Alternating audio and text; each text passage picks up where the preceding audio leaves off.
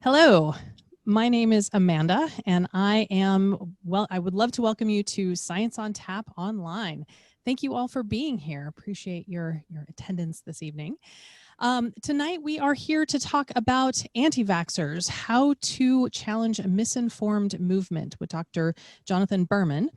He is an assistant professor in the Department of Basic Sciences at NYIT Com, Arkansas.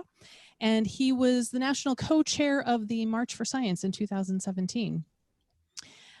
Quick note, what he is not is an immunologist or a vaccine researcher. He is, however, an expert in science communication, and he will be talking about how to talk to people about science, and a little bit more on that in just a second. Just a quick note on who we are and what we do. Science on Tap is an event that is based in Portland, Oregon, and Vancouver, Washington, and we've been running events for around 7 years or so. And our goal is to make science accessible, especially to adults. And to that end, we often encourage people to have a tasty beverage with us if you would like to, hearkening back to the Science on Tap portion of that. Our speaker this evening is going to speak for about 45 minutes or so, and then we will have some time for Q&A, and you will have an opportunity to write some questions in that I will answer. No, I will ask them, and he will answer them during the Q&A at the end of the event. And we will be recording this talk, and we'll have it available on YouTube and Facebook, I believe, or YouTube definitely, probably by tomorrow or this weekend. So you can keep an eye out for that. Couple quick things. First of all, as I mentioned, we are here to talk about this fabulous book, Anti-Vaxxers, How to Challenge a Misinformed Movement. And we are not going to talk about the science of vaccines specifically. As I mentioned, Dr. Berman is not an immunologist. Our starting point this evening is that vaccines are safe and effective, because they are. The focus of the talk tonight is to understand why some people have anti-vax views and how you can engage in a meaningful conversation with those people. One where everyone feels good about it at the end of the conversation. So hopefully everyone will have a chance to ask questions and you can do that if you're watching us on Zoom. You can do that in the Q&A or in the chat. And we have folks who are watching both of those channels, and they will send questions to me that I'll ask during the Q&A. If you're watching on Facebook, you are welcome to write in the comments, and we have some folks watching that as well. And we recognize that there may be some folks here who are have anti-vax views and who are watching this evening, and we welcome you, and we're very glad that you're here. We invite you to listen and to ask questions. However, if we were at an in-person event, which we have been doing for years, and I was handing the microphone to somebody who was asking a question, I'd be sure to ask you to make sure that whatever you say, that there is a question mark at the end of your comment or your question. And I ask you to resist the urge to get into a debate in the chat about the science of vaccines, and instead, let's listen to our speaker so that we can all learn a bit more about how to talk to each other. And if you're interested in reading the book, I highly recommend picking it up. We will also have an opportunity to win a couple copies of the book. The publisher sent me some copies that I'm able to distribute to some people, so stay tuned for that. Okay, with that, I'm going to stop sharing my screen, and I'm going to welcome our speaker, and Dr. Jonathan Berman. Hopefully we'll get him on screen here in just a second. There you go. Take it away, Jonathan. So you're right.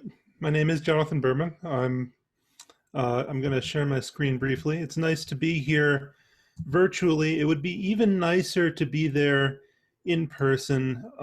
Unfortunately, with pandemic, it's difficult, but someday I will make it to Portland.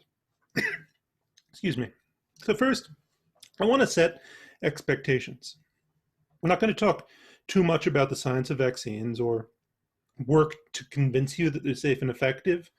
Those are givens. This is a talk about the anti-vaccine movement and how we can understand them and maybe even change some minds. I spent almost 3 years working on this book about anti-vaxxers, and that's a lot, and that's a weird thing to do. So why would I do that?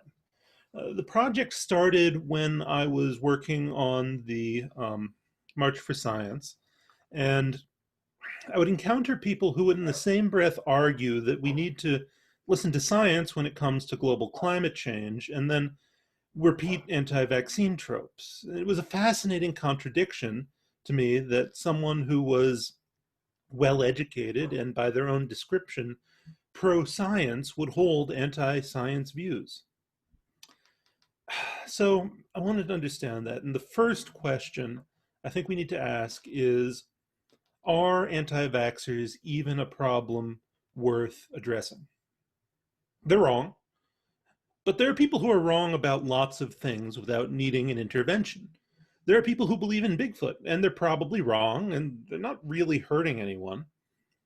And for the most part, vaccine coverage in the United States is pretty good. As of 2016, it exceeded targets for diphtheria, tetanus, pertussis, poliovirus, measles, mumps, rubella, Haemophilus influenza B, Hep B, varicella, Hep A, and rotavirus. And for the most part, people also agree that vaccines are important and safe. If we look here, world map says majority of the world agrees vaccines are important, and that's been pretty stable for the past 10 years. The majority of under-vaccination is predicted not by anti-vaccine beliefs, but by socioeconomic status, age, and race. And that would surprise most people because most people significantly underestimate the portion of the population who are vaccinated. So when you ask people what percentage of children are vaccinated, even though the real number is something like 85%, people will tend to answer less than 50%. In the US, by state, almost every state was at or above targets for childhood vaccinations, including Oregon. And the rates of people seeking philosophical belief exemptions tend to be pretty low, less than 5%. Meanwhile, progress is still being made in eliminating vaccine preventable diseases, just as we saw with the recent news of polio elimination in Africa. We've been making progress in the elimination of other diseases and the reduction of other diseases. However, when we poll people, the number of people with doubts about the safety of various vaccines, and here I will apologize because in this talk I will sometimes have to refer to vaccines broadly as a category, even though we're really talking about a bunch of different things that get lumped as vaccines, because that's something anti-vaxxers tend to do and believe, and we're talking about what anti-vaxxers believe. A much higher portion of the population expresses doubts about the safety of vaccines than actually refuse vaccination. So there is an intention behavior gap. People have doubts about vaccines, but they're still getting vaccinated anyway, for the most part. These kinds of intention behavior gaps happen all the time. People know that smoking is bad for them, but they still smoke. I know I shouldn't eat too much pasta, but then I eat too much pasta. So there are other factors going into a parent's decisions about whether or not to vaccinate their children other than just their doubts. There's a complicated risk assessment going on that ties into their culture, self-image, and social ties. I'll give an example of what I mean. 2 vaccines for diseases that can be sexually transmitted and cause cancers: hepatitis B and HPV. Hep B was added into routine childhood vaccination schedules in the 1990s without much trouble. HPV vaccine, however, has faced significant backlash, especially from religious groups. When Merck brought Gardasil to market, they started a lobbying campaign to convince states to make it mandatory for young girls, but not young boys. And religious groups believed that Gardasil would encourage young women to engage in sexual intercourse outside of marriage, which was something they were opposed to. Merck's lobbying sat wrong with those groups because it didn't take their cultural views into account.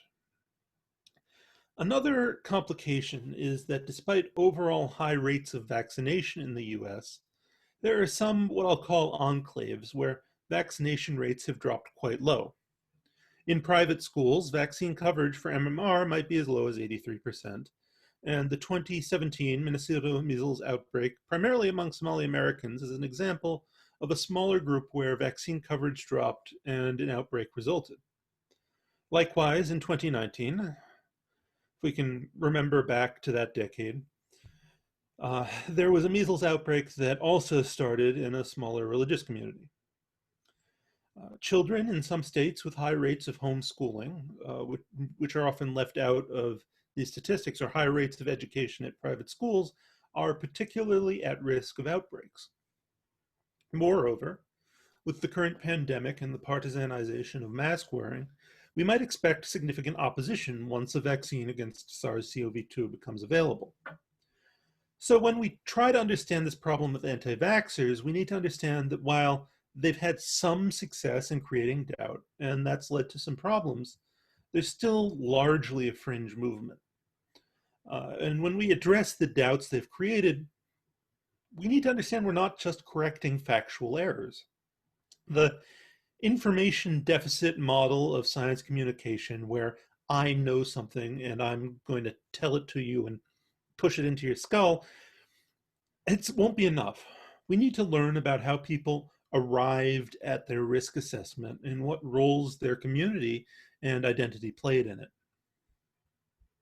I think at this point, it's important to distinguish three groups: the under-vaccinated, the anti-vaxxer, and the vaccine hesitant. Not only are there differences in belief and commitment between these groups, but there are demographic differences as well. A 2017 study of online anti-vaccination activists by Naomi Smith and Tim Graham found that women outnumbered men 3-1, even more so amongst the most active anti-vaxxers. However, a 2015 Pew survey of the vaccine hesitant found that men were slightly more likely than women to have concerns about the MMR vaccine, 11% compared to 8%. Anti-vaccine Twitter activity tends to associate with certain states: California, Connecticut, Massachusetts, New York, and Pennsylvania, among women who recently gave birth, houses with high income levels, men aged 40 to 44, and men with minimal college education. And then what about the under-vaccinated? According to a 2004, so older, study by Smith, Chu, and Barker, the under-vaccinated tended to be Black, have a younger mother who was not married and did not have a college degree, and to live in a household near the poverty level and to live in a central city, while unvaccinated children tended to be white, have a mother who was married and have a college degree, to live in a household with an annual income exceeding $75,000, and to have parents who expressed concerns regarding the safety of vaccines and indicated that medical doctors have little influence over vaccination decisions for their children. It bears consideration that someone who has vaccine doubts or poor access to vaccination probably has a different set of needs than a dedicated anti-vaxxer. We might expect that someone who has poor access, we could possibly get them up to date by providing a mobile vaccine clinic. Someone who has doubts might just be someone who's heard some things and needs to be reassured or have some questions answered. When people have a high level of commitment to their belief, that's when it can be especially hard to change. I want to address a misconception that comes into a lot of these conversations about anti-vaxxers, because oftentimes the conversation starts with the anti-vaccine movement started in 1998 with Andrew Wakefield. And it really goes back a lot farther than that. So I'm going to go back even further than you would expect to before Jenner. There was a farmer named Benjamin Jesty. And this was in an era when smallpox ran rampant. Smallpox had been around since at least ancient Egypt. There are mummies that have been found with smallpox scars, and it killed about 10% of the population. And you were pretty much going to have it at some point in your life. Many people were blinded or had lifelong scars. And the best thing that people had to fight it was something called variolation. Someone from your community would take pus from a smallpox scar and use it to scratch a child, and the child would then develop smallpox, but a much lighter localized case most of the time. And so this brought your chances of dying from 1 in 10 to maybe 1 in 20, 1 in 50. So this farmer, Jest, he was, by all accounts, sort of this cantankerous old guy, and he made an observation. Milkmaids never seemed to get smallpox, although they would occasionally get cowpox from cows. And cowpox produced similar pustules to smallpox, but it was almost never fatal. Jesty made a connection between cowpox and smallpox and decided that people who caught cowpox would almost never catch smallpox. So he did what pretty much any of us would do. He took a knitting needle, a cow, and his wife, and he burst a pustule on the cow's udder and scratched his wife's arm with it. And pretty much immediately, the first anti-vaxxers showed up because they thought he was nuts. His neighbors, possibly rightfully, objected. So the first person to study vaccination in depth was Jenner. And as they say, the difference between doing science and screwing around is writing it down. Jenner was the first person to systematically study vaccination, even though other people had performed it before. And there was almost instantaneous opposition.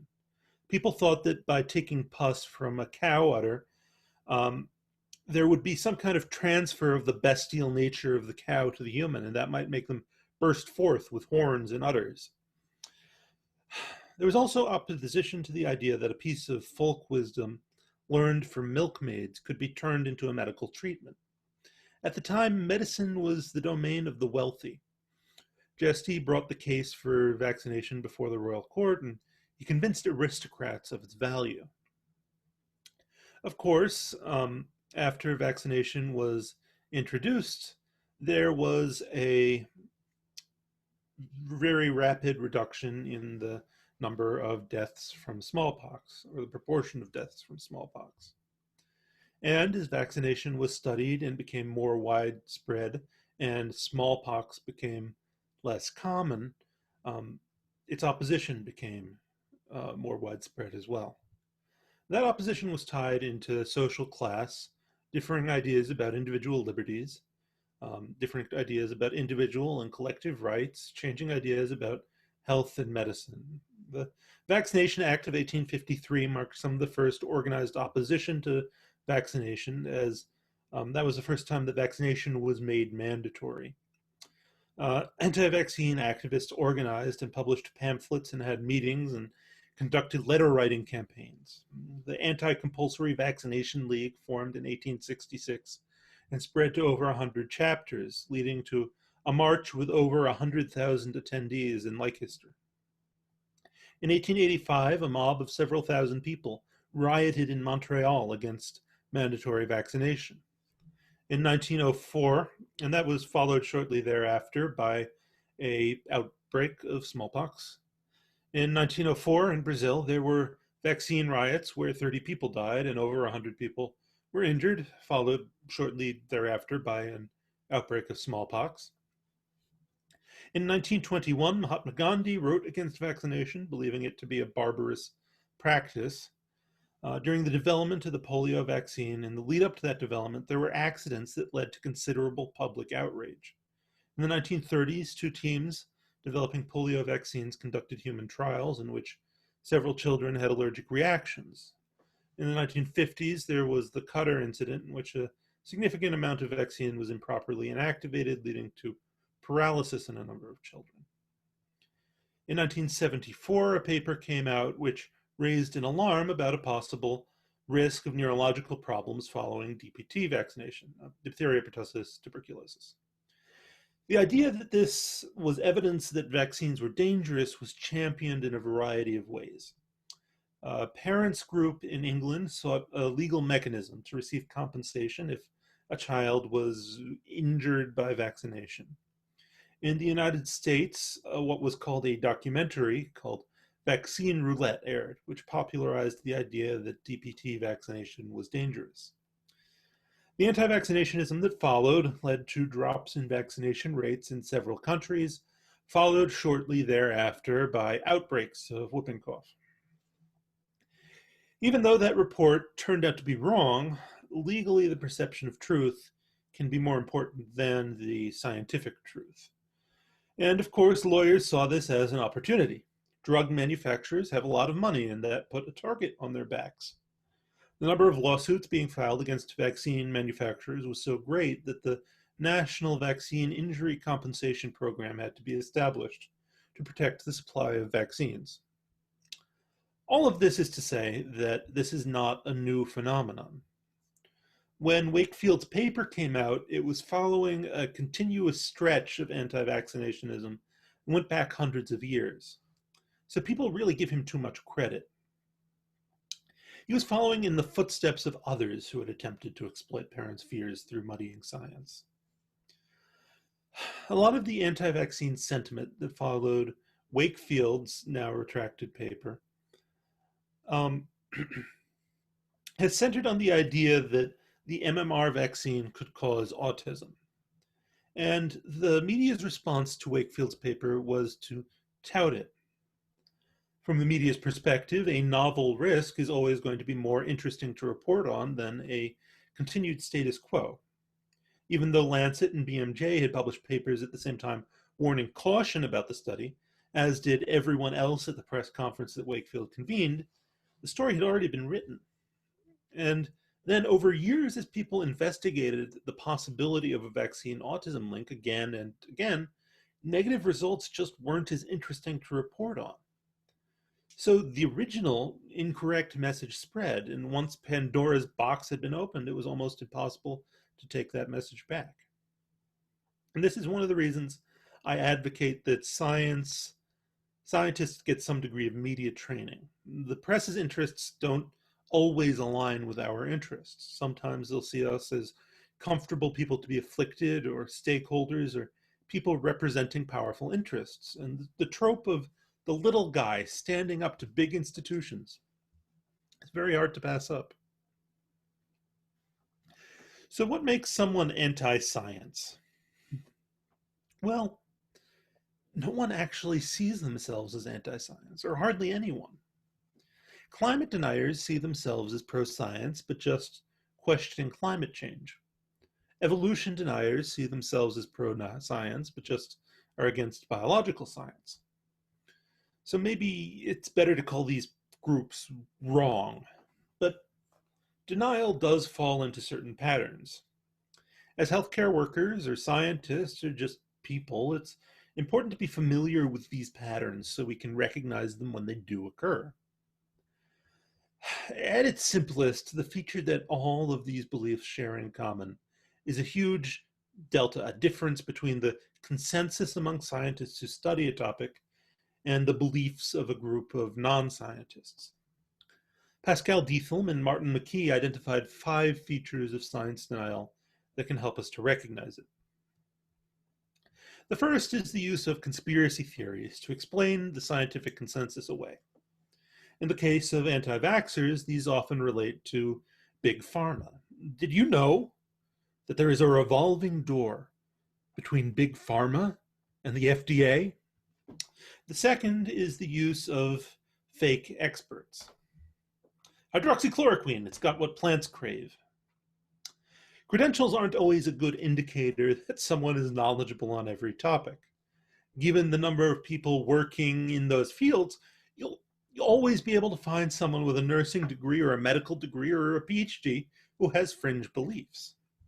Likewise, it's common to tear down the credibility of legitimate experts. The next feature of science denial is selectivity, or cherry picking. It's possible to find individual papers that support almost any proposition. If you go to the literature searching for evidence to support your views, you will find it. Likewise, you can find weak papers that disagree with your view and then tear them down or attempt to discredit them. Fourth feature of science denial is the creation of moving goalposts, mobile goalposts. No matter how much research is done or can be pointed to, a science denier can ask for some new goalpost, sometimes well after the goalpost has already been met. An example would be a science denier saying, well, I'll believe in vaccinating when there's been a placebo trial. And then you show them the placebo trial and they ask for a saline control, and then you show them the saline control. They ask for something else. Whatever the condition they were asking to be met wasn't the point.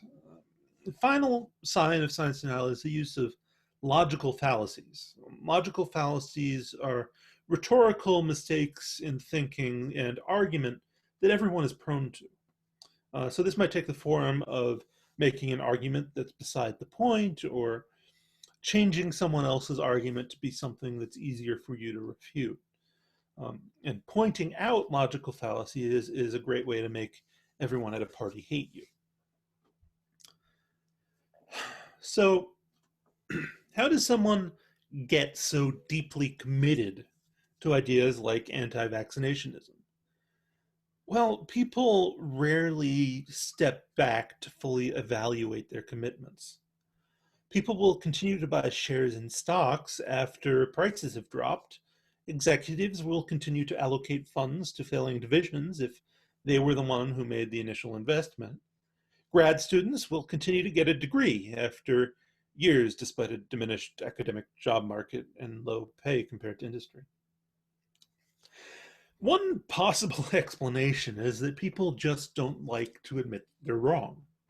Or maybe people double down on what they see as moral imperatives because they want to see themselves as moral.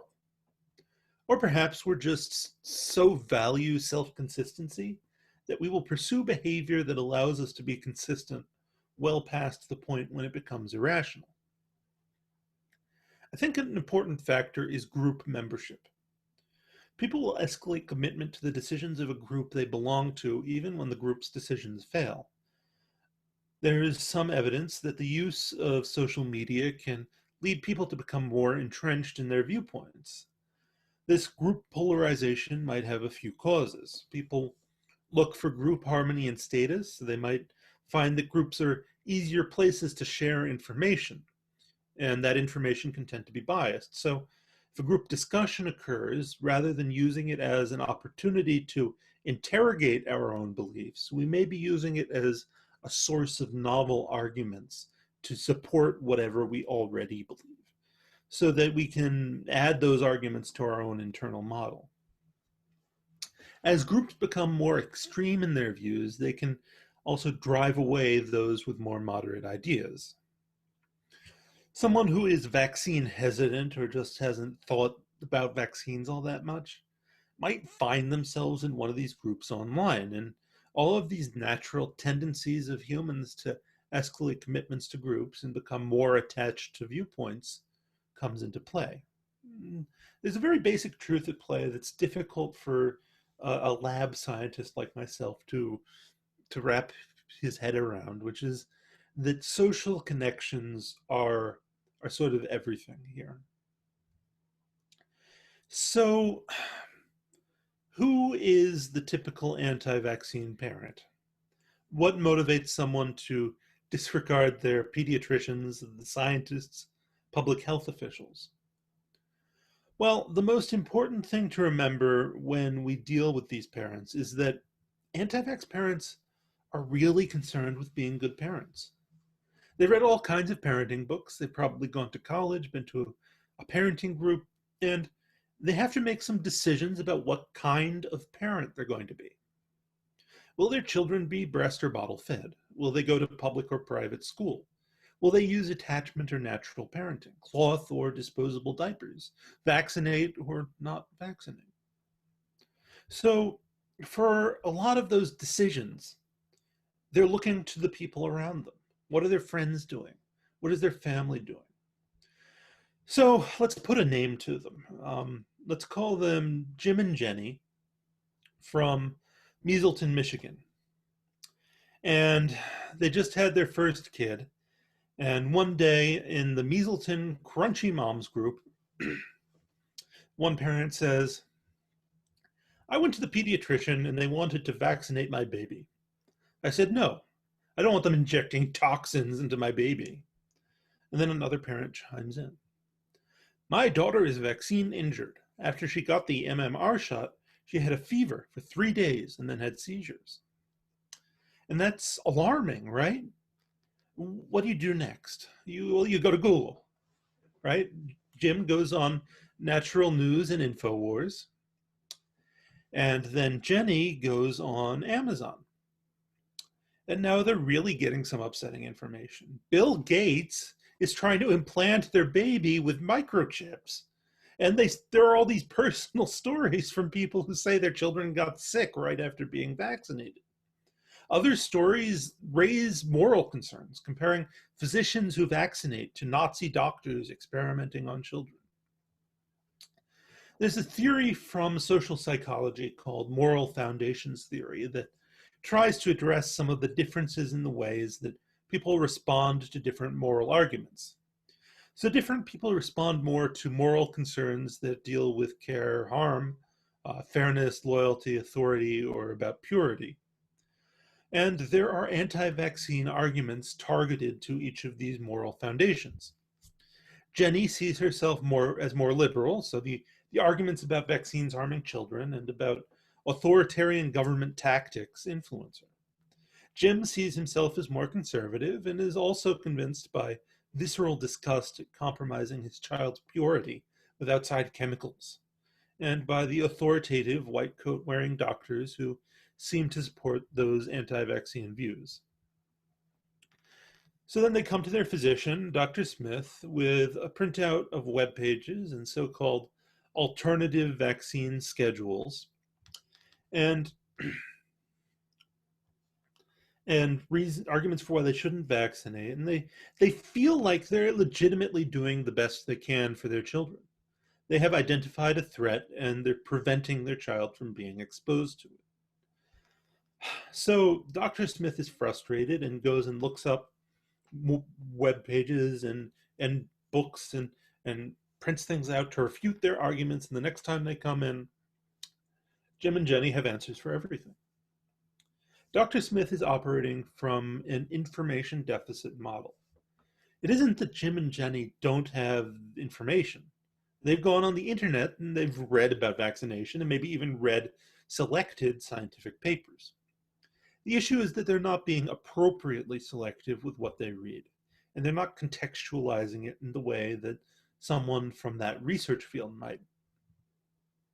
Imagine if at any stage they had gotten better information. If someone in the Crunchy group had stepped forward with better information, or if Jim's brother had stepped in to talk to them early on as a healthcare professional. Imagine if when they had started Googling, they were directed to New Scientist or Scientific American instead of InfoWars, or if Amazon listed pro-science books first ahead of anti-vaxxer books. So, what changes minds about vaccines? And when I look through the stories of people who've left the anti-vaccine movement, they're facing a legitimate risk of losing access to their social support networks. So what we can do is create an environment that's safe for them because we are their social support network. We want to be good friends and neighbors who can take on some of the burden of acting as that network and directing people to good resources, and treat Jim and Jenny with respect and kindness. We can point them to good resources, do our best to answer their questions. But ultimately, we can't change someone else's mind for them. That's something they have to do for themselves.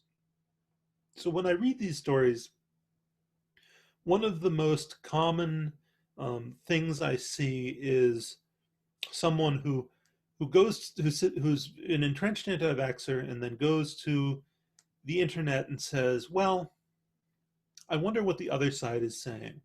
And then they find maybe Dr. Offit's book or another book that's a legitimate good resource, and they read it and they start reading other things, and they take in information from other sources and more selective sources, and eventually they change their own minds. So what should we expect when a coronavirus vaccine does become available? Um, well, we're going to face a second challenge other than the discovery of the vaccine, getting people to take it. There have been some polls that indicated people are not going to be likely to trust such a vaccine. And already we have seen conspiracy theories, fake experts, selectivity in the interpretation of papers, moving goalposts, and logical fallacies related to COVID-19. The more organized elements in the anti-vaccine movement are notoriously willing to glom on to current social movements in an attempt to promote their ideas, like this summer when they have exploited Black Lives Matter protests to their own ends. Anywhere that a gap in trust exists between public health officials and the public, we can expect that anti-vaxxers will try to exploit that gap. So everyone expects scientists and health professionals to advocate vaccination. But we're not just scientists and health professionals, we're people. Most of us are people. So we need to learn to connect as people, and effective immunization campaigns partner with local communities, um, partner with lawmakers, and select spokespeople who believe the same things that those communities believe and reflect the people in those communities. So I do have concerns that about the use of an emergency use authorization. Um, the EUAs that were approved for convalescent plasma and hydroxychloroquine um, have been suggested might be part of a lead up to attempt to pressure the FDA to issue an EUA for a vaccine prior to the November 3rd election. In 1976, a vaccine was rolled out um, to prevent an outbreak that was predicted of a kind of flu. And Gerald Ford, right before the election, very publicly supported it and got vaccinated in his office. And it turned out that that outbreak did not occur, and there was a very minuscule risk that did not turn out in the very small scale tests. Something on like an absolute risk of 1 in 100,000 of developing Guillain-Barré syndrome. So that incident is used to this day, even for totally unrelated vaccines, to justify anti-vaccine fears. And it's something we'd be best not to repeat. So thank you for having me. I guess we will do Q&A now. I see 66 under the more, which I guess is the chat. So perhaps the hosts will be able to select questions for me that are questions. Thank you. That was really enlightening. As somebody who does science communication for a job, I found some of those points really useful and a bit new to me. And I would encourage those of you who have been making comments in the chat and whatnot to take a look at the book. If you want to fill out our survey and put your email address in there, we can potentially send you a copy of the book. So with that, I have a couple questions that I would like to put to our speaker this evening. What would you say to somebody who had a bad experience with a doctor? Maybe not specifically related to vaccines, but somebody, I think you mentioned in your book, somebody who had a thyroid condition that wasn't diagnosed or wasn't dealt with well, and somebody who has a legitimate reason to not trust a doctor. How would you talk to them about this topic? Yeah, so maybe I should go back and kind of tell that story. Um, at the time I was writing this book, or part of the time, I was dating an anti-vaxxer, and it was a great match, as you can tell. And so she distrusted medicine, and that was her her reason not to believe in vaccination was that she had had thyroid cancer and her thyroid was removed, and it just seemed like doctors didn't know anything. They would give her different doses of artificial thyroid hormones, and she would feel sick, and then she would feel fine, then she would feel sick again.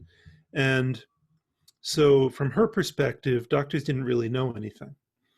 So when they say, well, vaccines are safe, how can I trust vaccines? So we watched the movie Vaxxed together, and we we went in both knowing that we would have very different interpretations of Vaxxed based on our different perspectives on vaccination. And so we watched it, and then we had a conversation, a kind of a two-way conversation, where she said what she believed, and I said what my interpretation was, and they did not match up. But at no point did we argue. At no point did we fight about it. We just sort of shared our different views, and I think I made more progress convincing her that way um, than I would have if I had just said, "Well, you're wrong." Um, that being said, you're right. There is a big challenge because doctors make mistakes, and they aren't always very good at communicating to patients. And I think there have been attempts to improve that. Um, the the message they're taught now in medical school is no longer the paternalistic, I'm the doctor, I know everything, and I'm right. There's a little bit more of wanting patients to be participants in their own care, um, and wanting wanting physicians who will be more responsive caregivers. So hopefully that there are improvements in the way that physicians relate to patients, um, and hopefully, hopefully it, it's possible to convince people that while doctors aren't always right, and there are some doctors who are wrong more often than others, that by and large, uh, the science of medicine and the practice of medicine has been incredibly effective in developing treatments for diseases and extending human lifespans. And that's not a coincidence or just random luck. It's because of the use of science as the means of deciding what is and what is not medicine. So, all of which is to say that um, that the methods that are used to arrive at standards of care and the methods that are used to arrive at what is the right treatment, um, those work, and they work demonstrably. If you could offer one or two pieces of wisdom to guide interactions with anti-vaxxers when the goal is to diffuse rather than to challenge, any thoughts about that? Um, yeah, so I think if you're going online and picking fights with anti-vaxxers, most of the time you're probably not changing their minds. Um, and since the book came out, I've started getting those emails and those tweets, and for the most part, I probably just don't have the time to engage with that, because the person who comes to you looking for a fight isn't coming to you looking for their mind to be changed. Um, I think that we look for cues about what beliefs are acceptable and what behavior is acceptable from our communities, and we want to see that the people around us who are in our families and our friends, what do they believe, what do they do, and sort of create that safety in, I'm like you, you're like me, this is what I believe, and you believe the same thing. um, I think that in those conversations it's important that it be two-way, so it's not the unidirectional beaming of information from my head to yours. It's here's what I believe, here's what you believe, and then let's have a conversation. Um, and I also think it's important to um, acknowledge when there are things that aren't perfect about vaccination or medicine or pharmaceutical companies. I have big issues with price gouging, um, and a lot of things pharmaceutical companies have in fact done. And pretending that those aren't issues doesn't benefit anyone, right? So start with honesty and you know treating others as equals, and I think that's the best place to come from in those conversations. I know that we had a talk a couple of months ago from another speaker who was talking about how to talk to people about science when facts don't matter. So this is, akin to what you're describing here this evening. And one of the things that she said was that, trying to find some common point of reference. So, we both want to be good parents, and here's how I choose to be, this is the information that I've researched to be a good parent, and what are your choices, or something like that. How has, like, trying to find a common ground, that kind of thing, how does that work in your viewpoint? Yeah, I mean, ultimately we're all humans and we have more in common than we have different. Um, so having having those things in common, I think almost every conversation, there are very few people who I can't find something to talk about with, right? Or some way to connect. And I am an introvert who hates talking to people. So if I can do that, um, then you, who are probably less on that end of the continuum than I am, can probably do that too. Um, people um, people have shared interests, have shared demographics, have shared religion, have shared lack of religion. Um, so I think I agree that's an important conversational tool, is relating what in my life is like what's in your life, and then starting from there. Something I have thought a lot about as somebody who runs science education events, and there was a question about health literacy as well, kind of ties into it, is I've tried to find a way to communicate how science works, and something that we're seeing a lot with the information around COVID is science is a process, and it takes a long time, and there are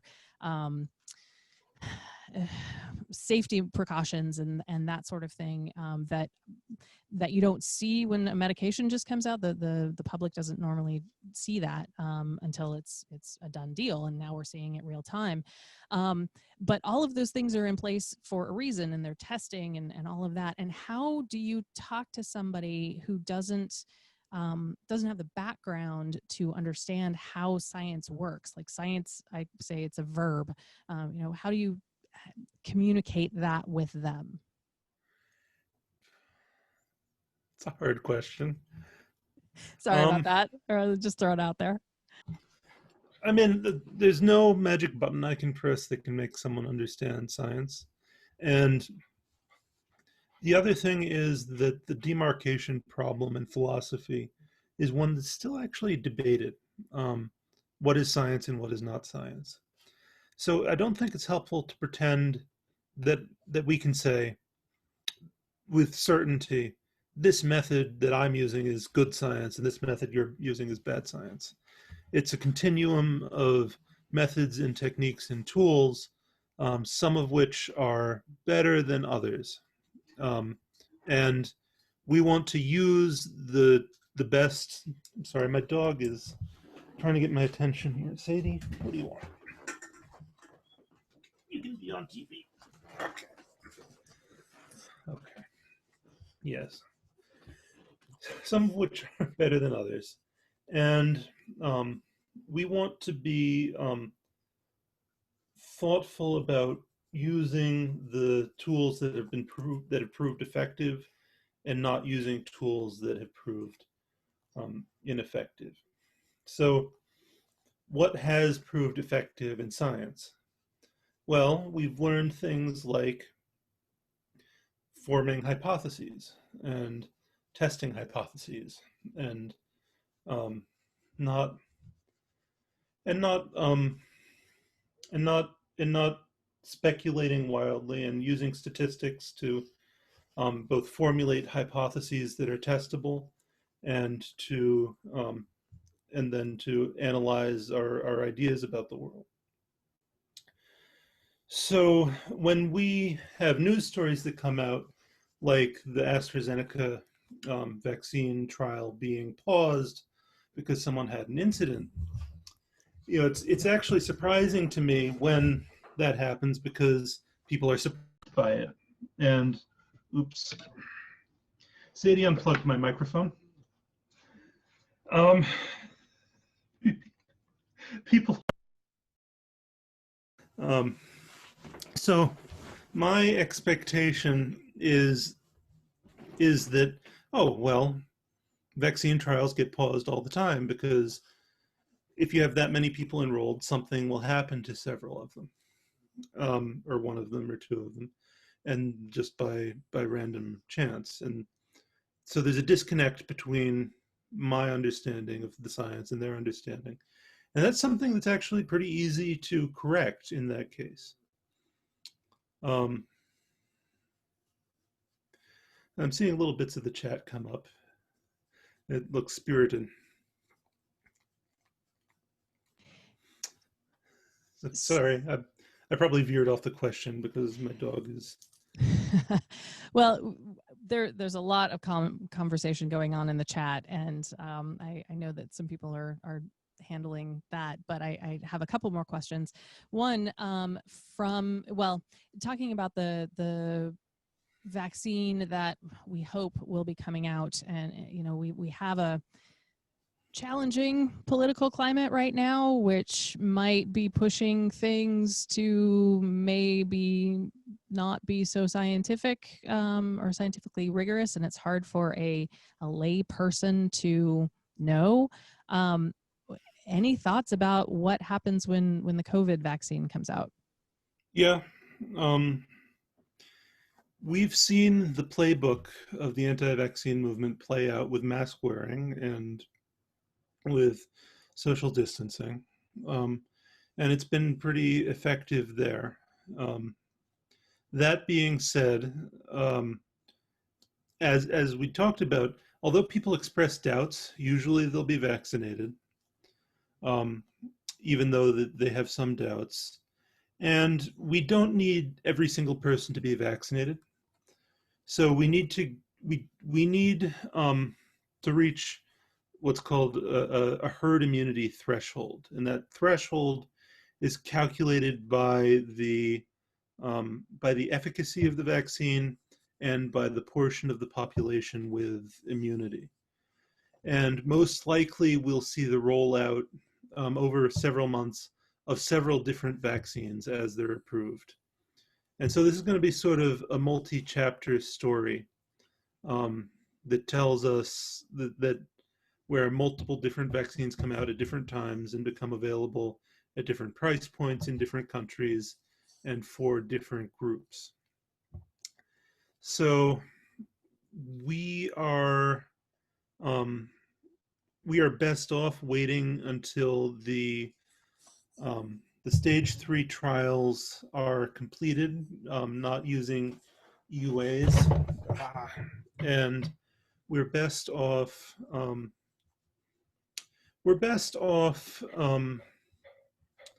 being patient, even though it's hard and even though people are dying and suffering, because if we rush something, something bad can happen.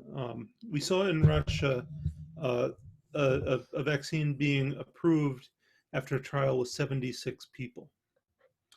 And a lot of things can happen when you scale something up from 76 to 300 million or 350 million, these rare events.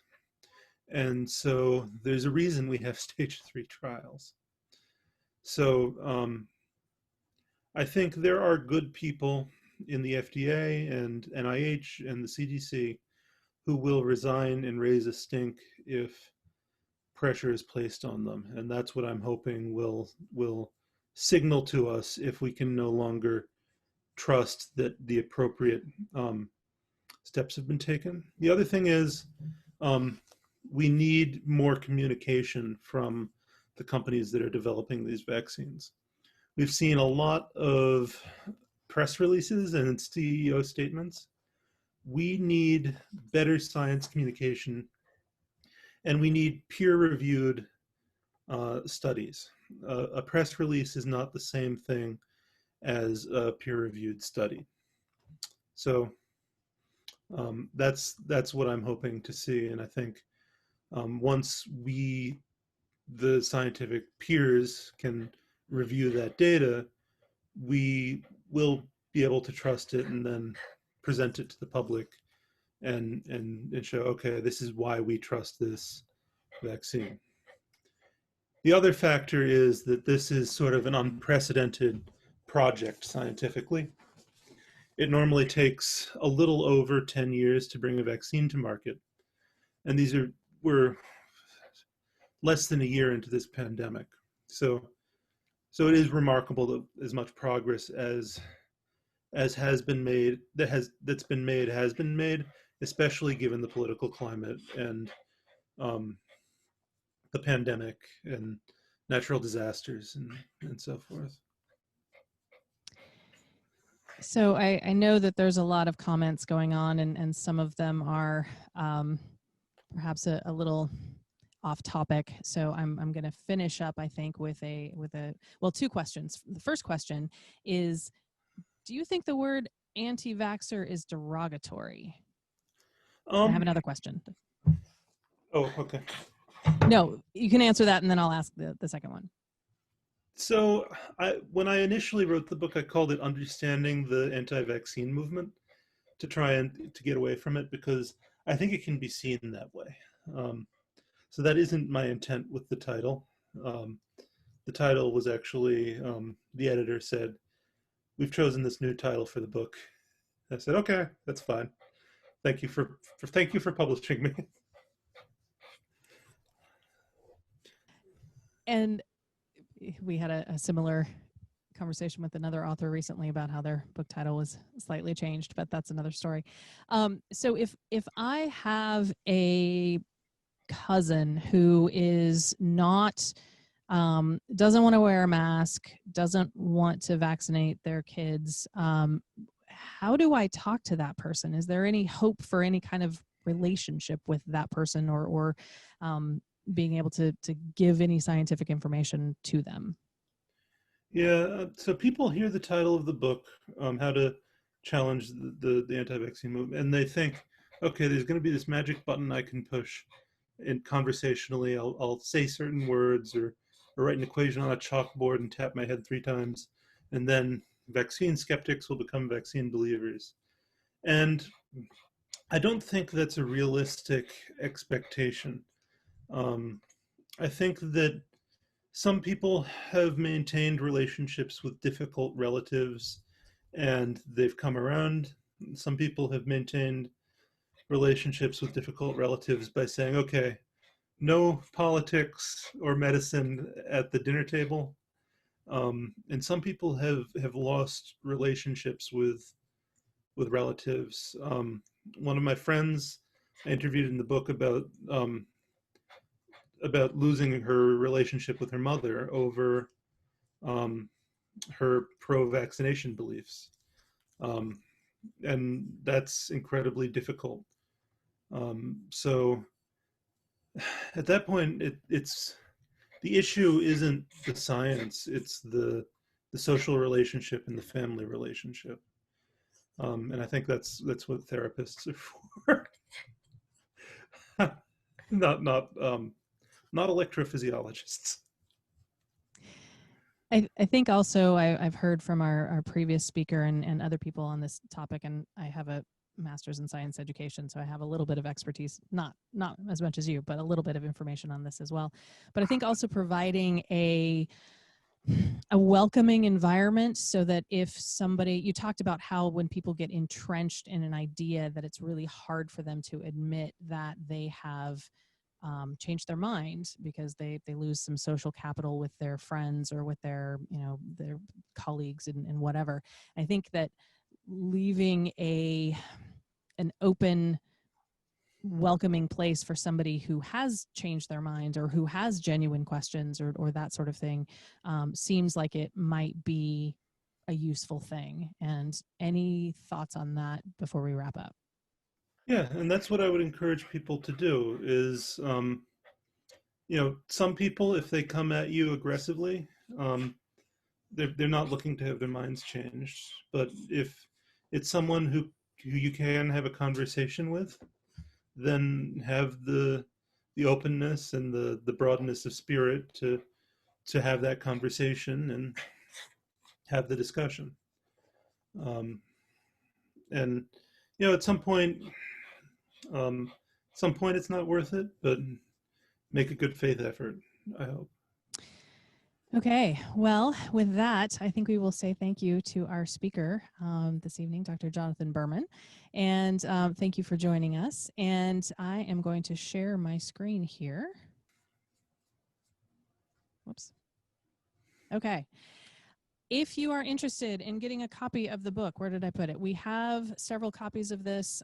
It's an interesting, very thorough understanding of the history and current state of anti-vax beliefs. I was really surprised to learn that, you know, the first vaccinations brought out the first anti-vaxxers, and so understanding the kind of the context in which that those beliefs happen, I think, is a really interesting and useful way to frame this conversation. So if you are interested in getting a copy of the book, if you fill out our survey, we'll be putting a link in the chat, and if you're joining us on Zoom, you'll get a link to that in the follow-up email, and I think we'll also put it in Facebook as well. You can write your email address in there. If you'd like to join our mailing list, you're welcome to do that. If you want to put your name in the hat for getting a book, I only have 9 copies, so I'll be sending out to those people who up to 9 people who request them. So hopefully you will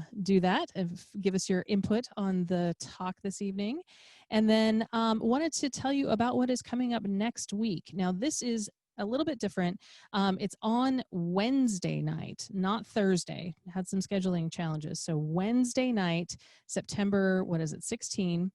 We're going to be talking about supercomputing and systems biology, a new hypothesis for COVID-19.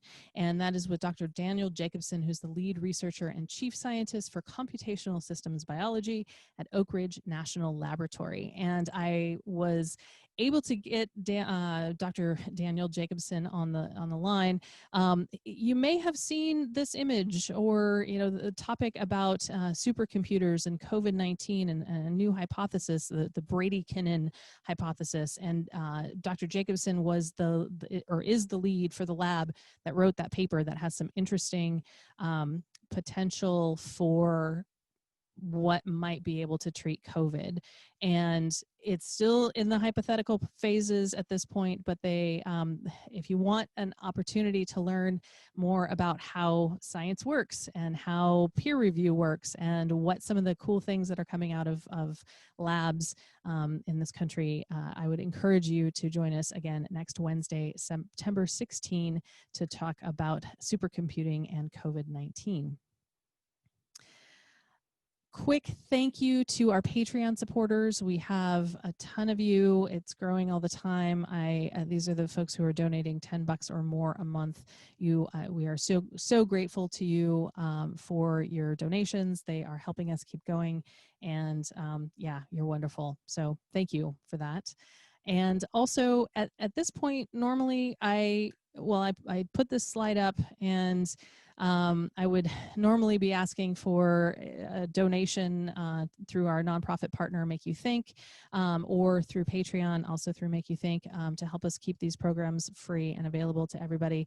And I am going to ask for that. However, if you only have $5 to donate to anybody, I recommend looking at the Red Cross or a similar organization that's providing some relief to the folks who are dealing with the fires here in the west of the country. So I am hopeful that we will all get through this safely together. And let's see. We're going to leave this slide up for a little while, and I know that there's some stuff still going on in the chat. I would encourage you to have an open mind. We're not trying to, we're trying to have a conversation so that we can come to common goals and common understanding. So I hope that you have learned something here this evening, and that you will be able to have better conversations in the future. And I hope that you will join us next week. So thanks.